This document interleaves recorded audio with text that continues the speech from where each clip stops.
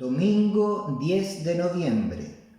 El señor Boerhaave estaba sentado en medio de su fiel camarilla de rufianes, como Lord Anaconda y sus víboras. Cuando me desperté, su celebración dominical ya estaba en marcha en el piso de abajo. Fui a buscar agua para afeitarme y me encontré la taberna llena de marineros esperando turno para aprovecharse de las pobres niñas nativas que Walker había atrapado en una especie de burdel improvisado. Rafael no figuraba entre los depravados. No tengo la menor intención de romper mi ayuno en una casa de lenocinio. Henry sentía la misma repulsión que yo, de manera que nos saltamos el desayuno. La criada debía de estar ocupada en otro tipo de servicio, y nos dirigimos a la capilla para rezar nuestras oraciones sin infringir nuestro ayuno.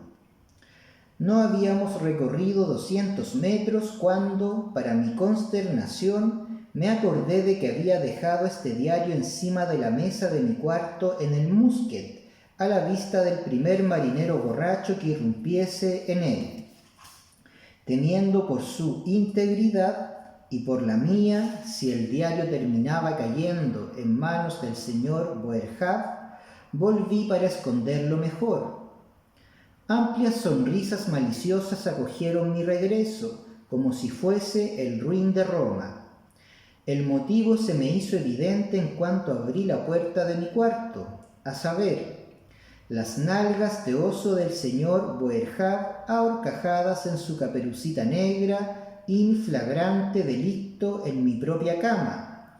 Y no se crean que se disculpó, ese diablo de holandés. Todo lo contrario, haciéndose el ofendido, rugió: «Largo de aquí, señor Mingafina, o por Dios que le parto esa jeta de yanqui sábelo todo». Agarré mi diario y me lancé escaleras abajo para encontrarme de nuevo con aquella juergocracia, hecha de jolgorio y perversión, en la que se refocilaban los blancos salvajes.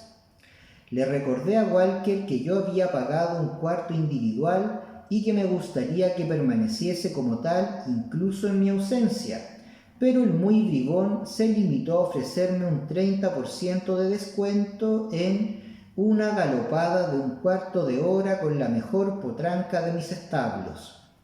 Asqueado, le respondí que estaba casado y era padre de familia, y que prefería morirme antes que perder mi dignidad y mi decencia con cualquiera de sus putas sifilíticas.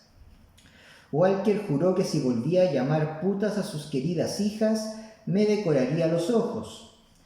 Una serpiente desdentada se mofó de mí diciendo que si tener mujer e hijos representaba una virtud, entonces, señor Ewing, soy 10 veces más virtuoso que usted.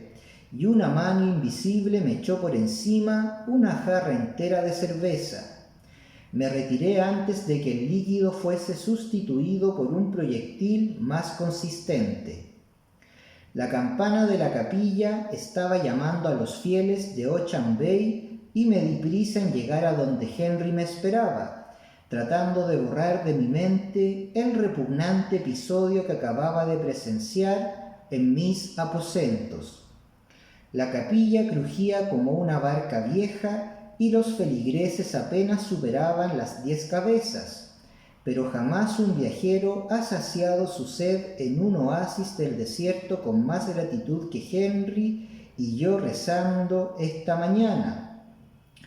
El fundador luterano del templo ya lleva 10 primaveras reposando en la paz del cementerio sin que ningún sucesor se haya aventurado todavía a comandar la diócesis. En consecuencia, la confesión de la Iglesia es un batiburrillo de doctrinas cristianas. La mitad alfabetizada de la parroquia leyó pasajes bíblicos y nosotros tomamos parte en 1 o 2 himnos escogidos por turnos. El pastor de este rebaño popular, un tal señor de Arnoc, de pie bajo el humilde crucifijo, nos pidió a Henry y a mí que participásemos activamente. Teniendo presente mi salvación de la terrible tempestad de la semana anterior, escogí el capítulo 8 del Evangelio de Lucas, y vinieron a él y lo despertaron, diciendo: Maestro, Maestro, que perecemos. Despertando él, reprendió al viento y a las olas, y cesaron, y se hizo bonanza. Henry recitó el Salmo 8, con el tono grandilocuente de un actor profesional. Lo hiciste señorear sobre las obras de tus manos, todo lo pusiste bajo sus pies, ovejas y bueyes, todo ello, y asimismo las bestias del campo, las aves de los cielos y los peces del mar, todo cuanto pasa por los senderos del mar. Ningún organista interpretó el Magnificat a no ser el viento que soplaba por la chimenea. Ningún coro entonó el Nunc Dimittis salvo las gaviotas que alborotaban en lo alto. Pero estoy convencido de que el Señor no quedó disconforme. Estábamos más cerca de los primeros cristianos de Roma que cualquier otra iglesia posterior, por abarrotada que esté de símbolos y piedras preciosas. A continuación tuvo lugar el rezo en común.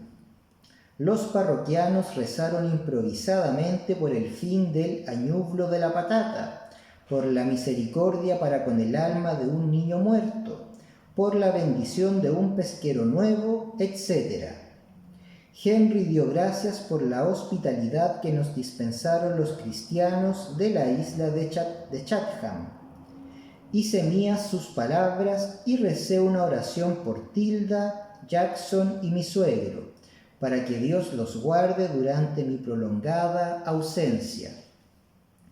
Al terminar la misa, se nos aproximó con gran cordialidad el más anciano palo mayor de la capilla, un tal señor Evans, que nos presentó a su esposa. Ambos sorteaban el obstáculo de su sordera, respondiendo solamente las preguntas que consideraban les habían formulado y aceptando solamente las respuestas que consideraban les habían dado. Una estratagema adoptada por muchos abogados estadounidenses. Y a sus dos hijos gemelos, Keegan y Diffet. El señor Evans declaró que todas las semanas solía invitar a comer en su casa al señor de Arnock, nuestro pastor, dado que éste vive en Port Hood, un promontorio situado a varios kilómetros de distancia. ¿No nos apetecería unirnos a su almuerzo dominical? Habiendo informado ya a Henry de la bacanal que tenía lugar en el Musket y oyendo los gritos de rebelión de nuestros estómagos, aceptamos encantados la amable oferta de los Evans.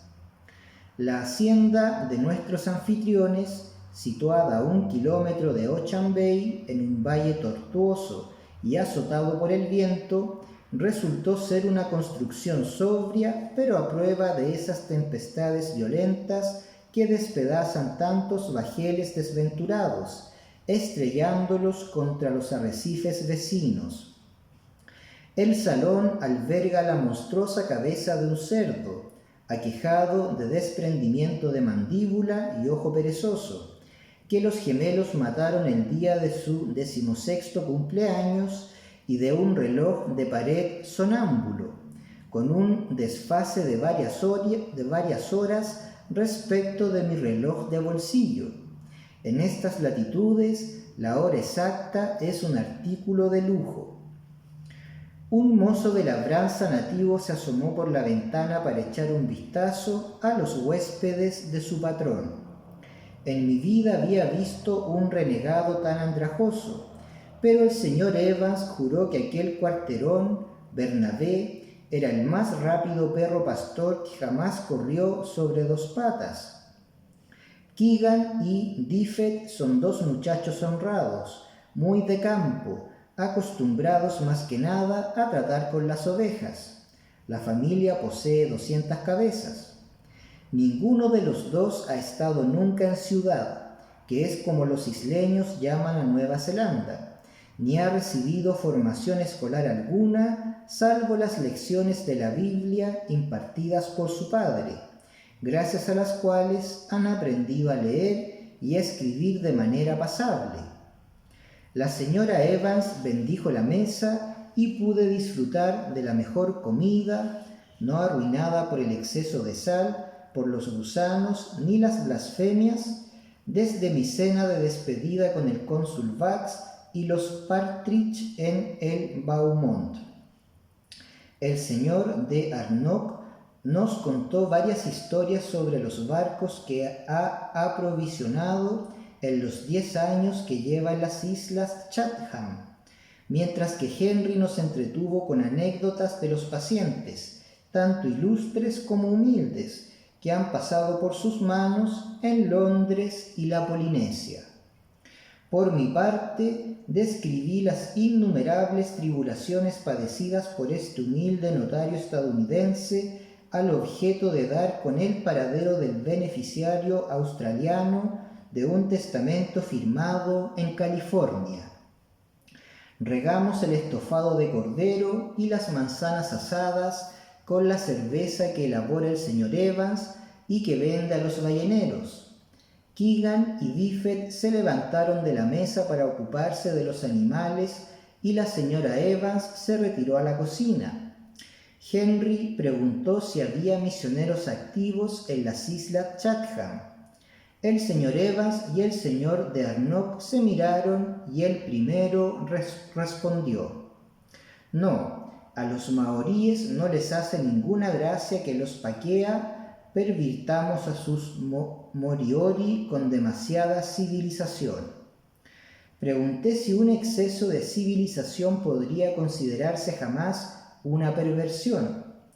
El señor de Arnock respondió: «Señor Ewing, si Dios no existe al oeste del Cabo de Hornos, tampoco existe el todos los hombres son iguales de la Constitución estadounidense.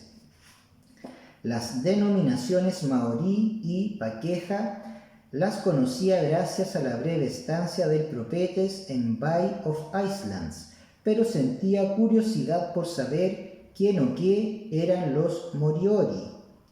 Mi pregunta abrió una caja de Pandora rebosante de detalladas explicaciones históricas sobre el declive y la caída de los aborígenes de las Chatham. Encendimos las pipas, la narración del señor de Arnock prosiguió ininterrumpidamente durante 3 horas hasta que tuvimos que emprender regreso a Port Hood antes de que la noche oscureciese el escabroso camino. La historia que nos contó está a la altura, diría yo, de las de un Defoe o un Melville, y no dejaré de consignarla en estas páginas después. Morfeo mediante de un buen sueño.